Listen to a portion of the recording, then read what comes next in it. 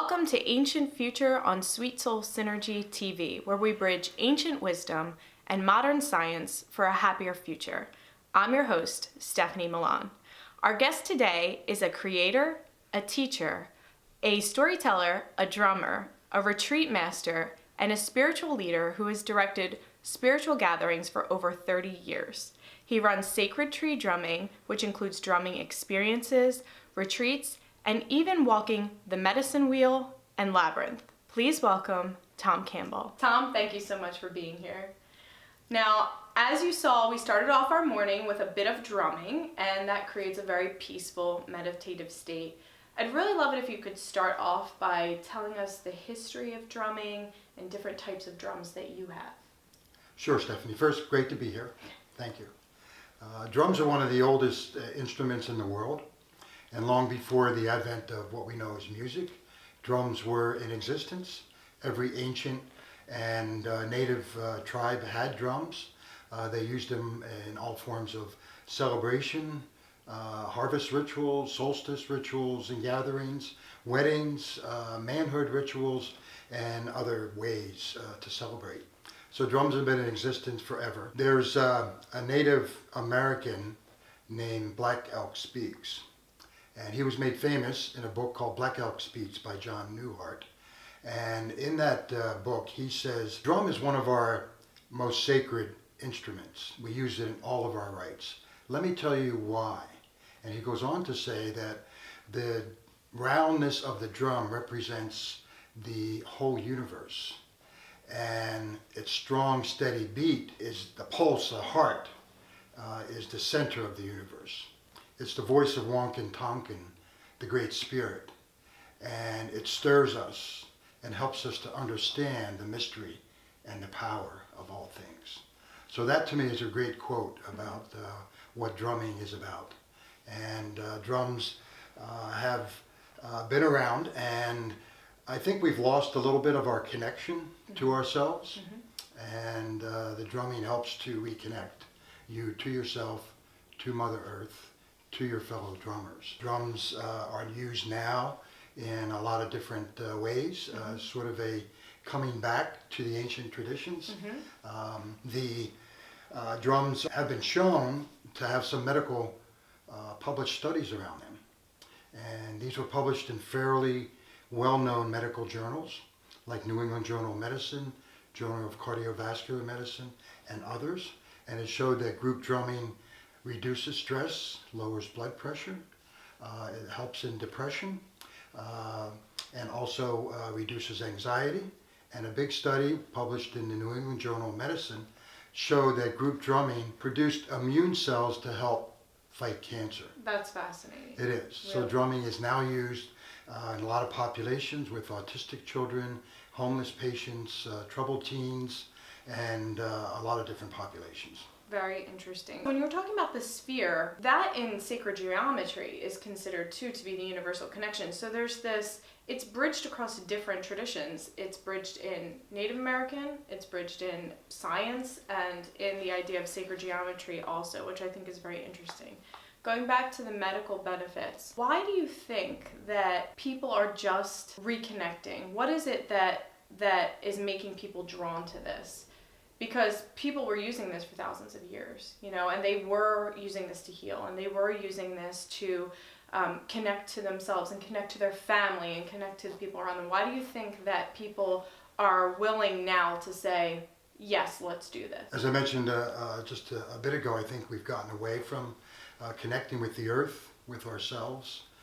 In this era of cell phones and all the gadgets we have, it's easy to get separated. Drumming is shown to connect you to Mother Earth. It resonates with you. The first sound that you heard was your mother's heartbeat in her womb. It's a sound that's grounding and balancing as well as energizing. And a Navajo elder once said that the drum is the Great Spirit's favorite instrument. That's why he gave us all a heartbeat. That's really important. So drumming, I think, brings you to that part of yourself that's always been there, and that somehow you connect with that. Sometimes people drum and they don't know but they know what they feel. Mm-hmm. They feel calm, they feel grounded, they feel balanced, they feel peaceful. Some feel energized, and a number of different feelings. And those feelings, I think, are things that are deep within. Mm-hmm. The drumming brings you down into that deep part of yourself, and people resonate with that. And I can definitely say that happened for me in one of your workshops. I was drumming and not really knowing what to expect from it, and I had this peaceful calm, and I had been, why we say people are in high beta all the time. I was in high beta, and I felt my body just calm, and then we did that shamanic drumming part afterwards, and you told us to close our eyes, and I saw this light, and I just knew that I was in that space of connecting to the higher self. And it takes a while for me to get there on my own, but drumming put me right in that state, and I can honestly say that there are very few things that can put me right in that state. So I definitely 100% believe in that. So let's talk about what you do in terms of a workshop. When people, I mean, I know what you do, but let's let the viewers know what you do. Well, there are different types of drumming. Mm-hmm. People may be familiar with a drum circle. You could be on a beach in Florida at sunset and arrive at all these people drumming, typically with African djembe drums, the ones you hold between your legs, Mm-hmm. and you hit them with your hands. That's a typical drum circle, and they sort of establish a rhythm, but people are in and out doing what they want. People come and go, walk around, sit down, and it's very energizing, very powerful. Another form of drumming is the drumming that I do. I take the more Native American approach to it, Mm-hmm. with the handheld native drums. One, they're easier to transport than 30 of the Right. djembe drums. Secondly, they're easy for people to use. My drumming sessions usually begin with the heartbeat rhythm, which is establishing that connection to each other, to Mother Earth, to yourself. Very rhythmic and very slow, like the heartbeat says. The eagle beat then is the beat of intentions. We do that. We do some smudging around that, which we'll do in a little bit, to release some negative energies, call in the positive energies. And since we can't drum generally for a couple hours, hour and a half, 2 hours, I intersperse the drumming segments, what I call them, with storytelling. Mm-hmm. Storytelling, very important, especially to the native peoples who, in an era without cell phones and computers and iPads and every other gadget we have now, they told stories. Mm-hmm. And they told them all the time, and they had storytellers, and people listened to the stories over and over again. So I have a number of stories I tell, sometimes parts of stories, to make people think a little bit, pull them in a little bit deeper. There is a story about stories, and it's about when you were sick or had some kind of dis-ease, or were depressed, they would send you to the shaman in the village or the tribe for the shaman's care. The shaman would ask you 4 questions to begin with. First question was, when did you stop dancing? Second question was, when did you stop laughing? The third question was, when did you stop going to that sacred place called the silence? And the last question was, when did you stop being enchanted by the stories? So the stories were always enchanting. Yes. And they were always meant to tell. So I tell a number of stories depending on the length of the session that I'm conducting. We do some ritual with the smudging. We do some drumming that gets a little more rhythmic and a little faster as we move along. And we also get up and do a little movement prayer to the 4 directions, to the 4 elements, the earth, the water, the fire, the air, depending on the session and what we do. And we usually close with what you indicated before, and that was there's a deer out front. No. Sorry. Oh wow, yes. Oh wow, that's incredible. All right, so we definitely stopped our interview so that we could look at this beautiful buck outside that decided to walk by, and then we looked at the meaning of that, and it has connections to spear, so we brought it all full circle, no pun intended. But let's continue, Tom, talking about the shamanic drumming at the end of your workshop. Yes, I was saying before the deer walked right in front of me that the shamanic drumming at the end of my session is a vehicle for the people attending to close their eyes. Some lay down and some stretch out, different ways that you get comfortable. And shamanic drumming, brings you to a level of the unconscious that you normally can't get to unless you are in deep sleep.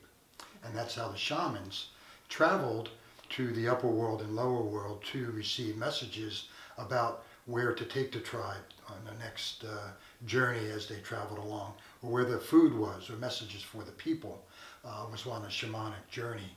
They would lay down, and the drummer would lay next or stand next to them and drum, because you cannot drum and go on the journey at the same time. So at the end of the session, I will have people just relax, and I'll do 15 minutes of shamanic drumming, and people have experiences similar to the one you just described. Okay. Where you go to a certain place, or you get taken somewhere where you're not normally taken because of the rhythm of the drum. What fascinates me is that science has affirmed and caught up to a lot of these traditions that are thousands of years old, that existed prior to science. And shamanic drumming is one such thing, where science has found that we're now in the beta state. We're alive, we're talking, awake. The alpha state we both might be in when we go to bed tonight, before we lay down and we're drowsy, or when we wake up tomorrow, not quite awake. The brain waves in the beta state are 14 to 20 waves a second. The brain waves in the alpha state are 8 to 13 waves a second. And then there's the theta state, which is 4 to 7 waves a second. And they found that that is pretty close, if not the REM sleep state that you're in. And they found that that wavelength is where the shamans found that beat that took them to other consciousness. So it's kind of amazing that whether you be a shaman in Alaska or in Russia, in South America, in Australia, without communication, they all arrived at this similar beat. Right. That were able to take them on these what they call shamanic journeys. So that's how I usually end the sessions, with some shamanic drumming, where people kind of enjoy the beat and see where it takes them. What's interesting about that is, one, I know that's where that theta place is where you can change your subconscious mind also.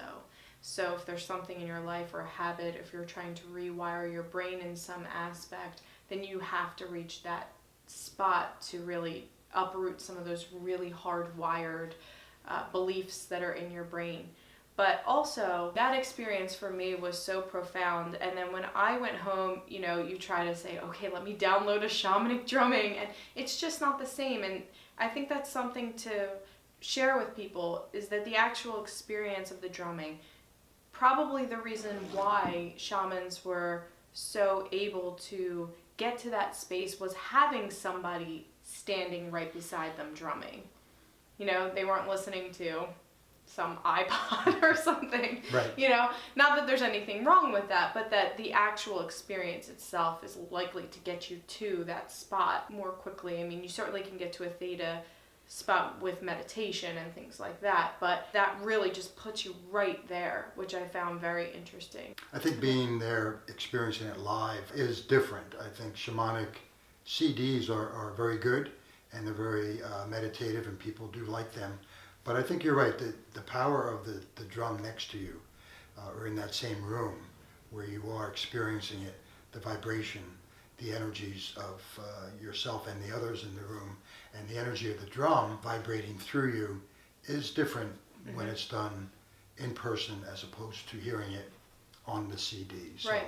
And I'm actually looking at that from somebody who experiences it. It's easy to say it when you're the person who's doing it. Oh, look, if you experience this drumming, it's going to happen. But to actually experience it, and having, before we were doing everything, just going as just a lay person experiencing it, I had that experience. So I feel like I can share that and say it's an honest, true experience that gives testament to this work, and not having the background of that to back it up. But also, it's very interesting. I find it so interesting that science, it's like there's always this, for so many years, has been this discord between science and spirituality. And yet, the ancients knew this stuff. And you wonder, how did they know this? How did they know this? How did they know that there were medical benefits to it?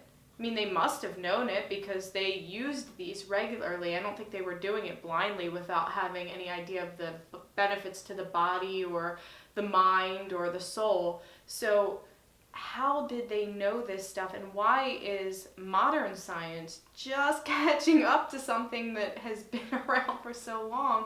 I mean, it's not an easy question to answer, but I'm so fascinated by that. I think they knew it in a sense intuitively, but also experientially, because they experienced it. They knew what they were experiencing. They couldn't put any science behind it, but they knew the benefits of it.